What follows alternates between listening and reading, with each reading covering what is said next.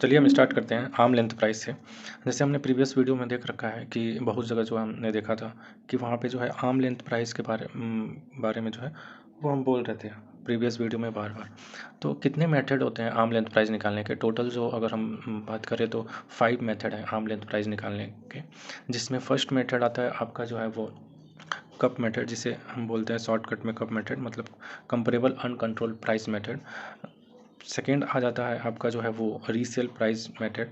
फिर आता है आपका जो है वो कॉस्ट प्लस मेथड, ठीक है, कॉस्ट प्लस मेथड। फिर फोर्थ नंबर पे आपका आ जाता है प्रॉफिट स्प्लिट मेथड। फिर फिफ्थ पे आ जाता है आपका transactional net margin method. Okay, तो इतने मेथड से जो है हम आर्म लेंथ प्राइस निकालते हैं।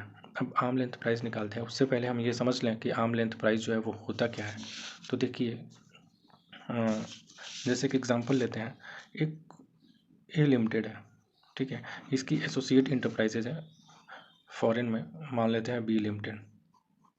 ठीक, ए लिमिटेड जो क्या करता है, सेल करता है। तो एक्चुअल सेल्स जो करता है ना, उसका मान लेते हैं इसको सेल करता है कोई आइटम जो है 1000 रुपीज़ में।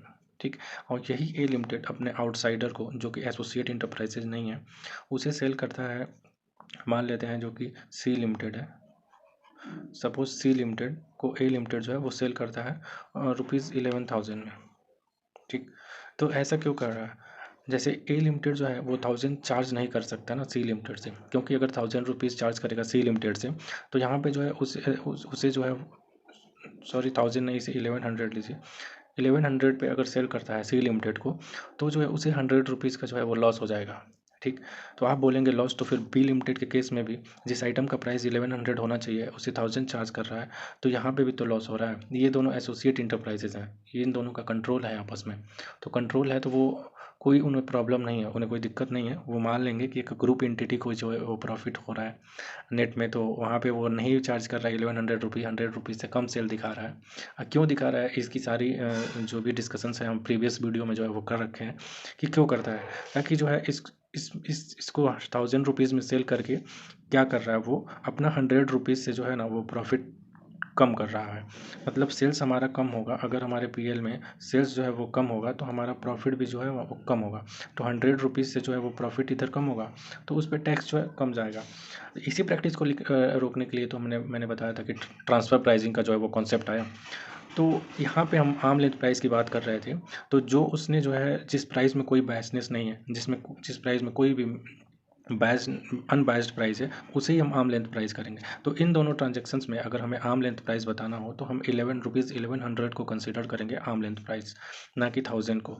तो अब हमें क्या होता है, अगर सपोज डैट हमने कैलकुलेट कर लिया आर्म लेंथ प्राइस, तो क्या होगा, बिकॉज क्योंकि ए लिमिटेड ने अपना इनकम जो है वो डिक्रीज़ कर रखा था 100 रुपीज़ से, चार्ज करना चाहिए था उसे 1100, चार्ज किया 1000, तो उसने अपना इनकम को जो है यहाँ पे कम कर रखा था 100 रुपीज़। तो हम आर्म लेंथ प्राइस कैलकुलेट करने के बाद ना, जो भी उसका इनकम अगर होगा ए लिमिटेड का, सपोज डैट प्रीवियस ईयर 22-23 का इनकम उसने, ये ट्रांजेक्शन 22-23 में था, और 22-23 का जो भी ट्रांजेक्शन था ना, उसमें क्या करेंगे, उसके इनकम में 22-23 का जो भी ए लिमिटेड का इनकम था, सपोज डेट हम मान लेते हैं 500 रुपीज़ का उसका इनकम हुआ था प्रीवियस ईयर 22-23 में। तो जो हमने आर्म लेंथ प्राइस निकाला है, और जो आर्म लेंथ प्राइस यहाँ पे 1100 है, और यहाँ पे उसने चार्ज किया है एक्चुअल में 1000, तो दोनों का जो डिफरेंस है 100 रुपीज़ से, उसने अपने प्रॉफिट को कम कर रखा था, तो हम उसके प्रॉफिट को जो है वो 100 रुपीज़ से बढ़ा देंगे। या मतलब एडजस्टमेंट हम 100 रुपीज़ का यही करते हैं, मतलब इनकम उसका इंक्रीज़ कर देते हैं, जितने से जो है वो आर्म लेंथ प्राइस से कम पे जो उसने चार्ज किया है एक्चुअल प्राइस, उससे हम इनकम को बढ़ा देते हैं। ये हो सकता है कि सिर्फ सेल्स का ना हो, कोई भी ट्रांजेक्शन हो सकता है, परचेज का ट्रांजेक्शन हो सकता है, कोई लोन लिया हो उस पर इंटरेस्ट ज़्यादा दे रखा हो, यहाँ पे वो सेल्स कम दिखा के प्रॉफिट कम कर रहा है। हो सकता है कि उसने अगर परचेज किया तो जिस अमाउंट पे परचेज करना चाहिए था उससे ज़्यादा पे जो है परचेज करेगा, तो उसका कॉस्ट बढ़ेगी, और कॉस्ट बढ़ेगी तो प्रॉफिट जो है वो कम होगी। तो हम उस केस में भी उसका इनकम आर्म लेंथ प्राइस और एक्चुअल जो उसने परचेज किया है, दोनों के बीच का जो डिफरेंस है वो इनकम में इंक्रीज़ कर देंगे। तो ये एडजस्टमेंट करते हैं हम आर्म लेंथ प्राइस निकालने के बाद। अब आर्म लेंथ प्राइस निकालना इतना आसान थोड़े ना, इतना आसान तो होना नहीं चाहिए कि एक आपको दे दे आर्म लेंथ प्राइस, एक दे दे एक्चुअल प्राइस चार्ज, और आप जो है आर्म लेंथ प्राइस निकाल के उसका इनकम एडजस्ट कर दें। आर्म लेंथ प्राइस निकालने के टोटल 5 मेथड्स होते हैं जो हमने आपको बताया। इन मेथड से जो है हम आर्म लेंथ प्राइस निकालेंगे, और आर्म लेंथ प्राइस जब निकल जाएगा तो उसके इनकम में हम एडजस्ट कर देंगे। अब ये तो हमने समझ लिया कि आर्म लेंथ प्राइस निकालते हैं। आर्म लेंथ प्राइस निकालने के बाद जो है उसका एडजस्टमेंट करते हैं। अब आर्म लेंथ प्राइस निकालते कैसे हैं, तो धीरे धीरे करके हम सारे मेथड देख लेंगे और उससे क्वेश्चन के साथ ही देखेंगे जितने भी रेलिवेंट कॉन्सेप्ट हैं। मैं स्टार्टिंग से ही क्वेश्चन के साथ ही बता रहा हूँ। तो हम देखते हैं आर्म लेंथ प्राइस कैसे निकालते हैं। सबसे पहले हम देखते हैं, जो मेथड आपको मैं बता रहा हूँ वो कॉस्ट प्लस मेथड से स्टार्ट कर रहा हूँ। ठीक है, इस कॉस्ट प्लस मेथड बताने से पहले हम नॉर्मल जो है ना, एक क्वेश्चन है टेस्ट योर नॉलेज का क्वेश्चन नंबर 4, उसको आप अगर कोई मेथड ना भी जानते हो तो सिंपली जो है उसको कर सकते हैं। तो वो क्वेश्चंस जो हम पहले डिस्कस कर लेते हैं। ठीक है, उसके बाद जो है हम मेथड देखेंगे, उससे रिलेवेंट जितने भी क्वेश्चंस हैं साथ ही साथ करते चलेंगे। ठीक है, तो देखिए जैसे एक क्वेश्चन है जो कि सेम क्वेश्चन है, फर्स्ट एडजस्टमेंट में शायद चेंजेस है। ये क्वेश्चन प्रीवियस एग्जाम का क्वेश्चन है। देखिए इसमें क्या हुआ है ना कि एक एम लिमिटेड है जिसकी इनकम जो है 300 करोड़ रुपीज़ है before making any adjustment. Adjustment हमने बताया था ना कि कुछ फंक्शनल एडजस्टमेंट होते हैं जो कि करने पड़ते हैं। एडजस्टमेंट यही जो हमने यहाँ पे एडजस्ट किया ना 100 रुपीज़, जो इन दोनों के बीच का जो डिफरेंस था इसी को एडजस्टमेंट बोलते हैं। तो इसी टाइप के कुछ एडजस्टमेंट होते हैं, अब उनको हमें करना होता है। तो देखिए जैसे क्या होता है, इनकम ए लिमिटेड है जिसकी 300 करोड़ सॉरी ए लिमिटेड है जिसकी इनकम जो है वो 300 करोड़ रुपीज़ है बिफोर मेकिंग एनी एडजस्टमेंट। मतलब कोई हमने एडजस्टमेंट नहीं किया। किस चीज़ का एडजस्टमेंट? आर्म लेंथ प्राइस का। कंपनी है जो ए लिमिटेड, वो 10,000 कार जो है वो सोल्ड करती है आर लिमिटेड को। ठीक है, और 30% शेयर जो है वो आर लिमिटेड होल्ड करता है ए लिमिटेड में। तो ये बात, इस बात का तो सिर्फ यही यूज़ है कि ये दोनों जो है आपस में एसोसिएट इंटरप्राइजेज हैं। इस कंडीशंस को देख के हम यही कहेंगे कि जो है ये एसोसिएट इंटरप्राइजेज है। ठीक है, और एसोसिएट इंटरप्राइजेज है तो फिर यहाँ पे आर्म लेंथ प्राइस निकालना ही पड़ेगा। देखिए क्या करता है, 10,000 कार जो है उससे सोल्ड करता है आर लिमिटेड को, और सेम यूनिट कार जो है 10,000 कार जो है वो एस लिमिटेड को सोल्ड करता है। और जो प्राइस चार्ज करता है ना एस लिमिटेड से, सपोज डैट अगर इसने 800 रुपये, जितना भी प्राइस मान लेते हैं $800, रुपीज़ नहीं, $800 का जो है इसने प्राइस चार्ज किया, तो आर लिमिटेड से क्या करता है वो 200 प्राइस कम चार्ज करता है। मतलब अगर हम कहें तो डॉलर जो है वो 600 का प्राइस चार्ज करता है। ठीक, और एस लिमिटेड से जो है वो $800 चार्ज करता है। इसका मतलब क्या हुआ? इसका मतलब ये हुआ कि इसमें जो है ये तो अनबायस्ड प्राइस हो गया, ये आउटसाइडर को जो है सेल करता है। तो यहाँ पे आउटसाइडर को सेल करने की वजह से जो है हमें कोई बायसनेस नहीं होगा प्राइस में, लेकिन इस प्राइस में तो बायसनेस आ गया होगा ना। तो इस प्राइस को हमें अनबायस्ड बनाना होगा, और हम प्राइस को अनबायस्ड नहीं करते हैं। जितने भी हमारे डिफरेंसेस हैं उसको, उसका अफेक्ट हम दे देते हैं सीधे। मतलब हमारा इनकम बढ़ना चाहिए ना, तो सीधे सीधे हम इनकम बढ़ा देते हैं। तो देखिए क्या होगा, हम 200 से अगर इनकम कम चार्ज किए हैं आर लिमिटेड से, तो $200 का जो है वो इनकम हम क्या करेंगे, इंक्रीज़ कर देंगे। अब 200 $200 जो है वो 10,000 यानी हमारा 0.2 करोड़ जो है वो हम चार्ज करेंगे डॉलर। 0.2 करोड़ जो है वो डॉलर हम इंक्रीज़ करेंगे, और $1 का जो है वो ₹50 चल रहा है मान लीजिए रेट। तो 0.2 × 50 यानी 10 करोड़ रुपीज़ जो है हम इंक्रीज़ करेंगे। तो उसकी इनकम में जो हम 10 करोड़ रुपीज़ जो है से उसका इनकम इंक्रीज़ कर देंगे। मतलब अगर हम देखें तो 300 करोड़ उसकी इनकम थी ए लिमिटेड की, तो उसमें हम 10 करोड़ रुपीज़ ऐड कर देंगे। फर्स्ट एडजस्टमेंट हमने कर दिया। सेकेंड पे आते हैं, जैसे क्या होगा, रॉयल्टी ऑफ 1.2 करोड़ पेड कर रहा है। मतलब मान लीजिए ए लिमिटेड जो है, एक कोयटो लिमिटेड है, उसको पे कर रहा है 1.2 करोड़ रुपीज़ का रॉयल्टी। मतलब ये रॉयल्टी किस बात का पे कर रहा है, उसके नो हाउ पे डिपेंड है। और हम जानते हैं नो हाउ पे अगर कोई भी इंटरप्राइजेज डिपेंड है तो वो हमारी एसोसिएट इंटरप्राइजेज बन जाती है। तो यहाँ पे कंडीशन फुलफिल कर रहा है।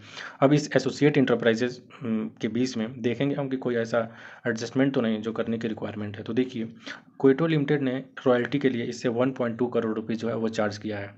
ठीक है, तो ए लिमिटेड इंडिया का कंपनी है, 1.2 करोड़ रुपीज़ जो है इसे चार्ज कर रहा है। और सेम नो हाउ के लिए एक ए लिमिटेड है जो आउटसाइडर है, जिसके कोयटो और ए लिमिटेड के बीच में कोई रिलेशन नहीं है, तो उससे चार्ज कर रहा है 0.9 करोड़ रुपीज़। ऐसा क्यों कर रहा है? साफ साफ दिख रहा है कि इसने जो है अपने खर्चे को, अपने एक्सपेंसेस को जो है वो इंक्रीज़ कर रखा है, जिससे इसका प्रॉफिट कम हुआ होगा। इसे भी जो है वो दिखाना चाहिए था एक्सपेंसेस 0.9 करोड़ रुपीज़ में, लेकिन इसने 1.2 करोड़ रुपीज़ दिखा रखा है। ठीक, तो हम इतने जो भी डिफरेंस है बायस्ड प्राइस और अनबायस्ड प्राइस में, इतने से हम उसके इनकम को इंक्रीज़ करेंगे। तो यहाँ पे 0.3 करोड़ रुपीज़ का डिफरेंस है, और हम 0.3 करोड़ रुपीज़ जो है वो डॉलर में हम इंडियन रुपीज़ में कैलकुलेट करेंगे और 50 से मल्टीप्लाई करेंगे, यानी 15 करोड़ रुपीज़ हम क्या करेंगे, से हमारा बढ़ना चाहिए ना, इसके इनकम को हमें बढ़ाना चाहिए, क्योंकि इसने ऑलरेडी प्रॉफिट को कम कर रखा है। तो हम क्या करेंगे, उसे भी ऐड करेंगे, 15 करोड़ रुपीज़ जो है वो चार्ज कर देंगे, इसके इनकम को इंक्रीज़ कर देंगे। फिर थर्ड एडजस्टमेंट देखते हैं। ए लिमिटेड ने, एक फॉरेन की कंपनी है जो कि डी लिमिटेड है, उससे लोन लिया है 1000 यूरो को, ठीक है, 1000 करोड़ यूरो में जो है उसने लोन लिया है। सबसे पहले अगर हम इसे कन्वर्ट करें, यानी 1000 करोड़ यूरो का लोन है, इसे रुपीज़ में कन्वर्ट करने के लिए कन्वर्जन रेट दिया है 1 यूरो इक्वल टू 55, यानी 55,000 रुपीज़ का जो है वो लोन लिया है। अब सबसे पहले देख लीजिए कि एसोसिएट इंटरप्राइजेस है कि नहीं। कंडीशंस मैंने पहले ही बता रखा आपको कि कंडीशंस क्या होते हैं। तो अगर कोई भी लोन उसके book value, total book value of assets A limited का दे रखा है, अगर उसके 50% या उससे ज़्यादा हो जाता है, तो दोनों एसोसिएट इंटरप्राइजेस हो जाएंगे। तो यहाँ पे 55 डिवाइडेड बाई अगर हम 90 कर दें, तो यहाँ पे 61.11% आता है। तो ये दोनों आपस में एसोसिएट इंटरप्राइजेस है। एसोसिएट इंटरप्राइजेस का कंडीशन मैंने पहले वीडियो में बता रखा है, ठीक है। तो ये भी एसोसिएट इंटरप्राइजेस है। तो देखेंगे यहाँ पे कुछ एडजस्टमेंट की रिक्वायरमेंट है क्या। अब क्या हो रहा है, इसने जो है लोन लिया है, इस पर 10% चार्ज कर रहा है डी लिमिटेड ए लिमिटेड से। तो इसने अपने एक्सपेंसेस में इंटरेस्ट दिखाया होगा 10% के रेट से। डी लिमिटेड सेम अमाउंट पे जो है अदर कंपनी को ट्रांसफ़र कर रहा है, तो 9% के रेट से चार्ज कर रहा है। ऐसा क्यों कर रहा है? ऐसा इसलिए कर रहा है ताकि इसका जो है एक्सपेंसेस बढ़ जाए और प्रॉफिट कम हो जाए 1% से, और प्रॉफिट कम होगा तो इससे टैक्स कम जाएगा। तो क्या करना होगा हमें, 1% का जो डिफरेंस है, इसे भी 9% में चार्ज करना चाहिए, बट ये 10% में चार्ज कर रहा है, तो ये 9% में होना चाहिए, 10% चार्ज कर रहा है। 1% का जो डिफरेंस है, मतलब 55,000 पे अगर हम देखें तो 1% का जो डिफरेंस है, यानी 550 करोड़ रुपीज़ का हमें इनकम जो है उसका इंक्रीज़ करना होगा। तो 550 से जो है हम उसके इनकम को इंक्रीज़ कर देंगे, यानी पहले उसका 300 करोड़ रुपये जो इनकम दिख रहा था, अभी कितना हो जाएगा, 300 प्लस 550 प्लस 10 प्लस 15, टोटल जो है 875 उसका इनकम हो जाएगा। अब हम उसका इनकम जो है वो इतना मानेंगे। तो ये हमने आर्म लेंथ प्राइस का एडजस्टमेंट किया, तीनों इतना इनकम उसने दिखा रखा था, इतने से हमने इनकम बढ़ाया 875 करोड़ रुपीज़, 875 करोड़। अब उसका जो है वो इनकम हम कंसीडर करेंगे जिस भी प्रीवियस ईयर का ये ट्रांजेक्शन था, सपोज डेट 22-23, तो 22-23 का जो है उसका इनकम हम मानेंगे 875। ओके, अब हम आगे देखते हैं। इस पार्ट को मैं यहीं रोक दूँ, नेक्स्ट पार्ट से हम आर्म लेंथ प्राइस देखें। हाँ, तो मतलब ये पार्ट जो है वो छोटा रहेगा और नेक्स्ट पार्ट हम स्टार्ट करते हैं आर्म लेंथ प्राइस से। Okay, thank you.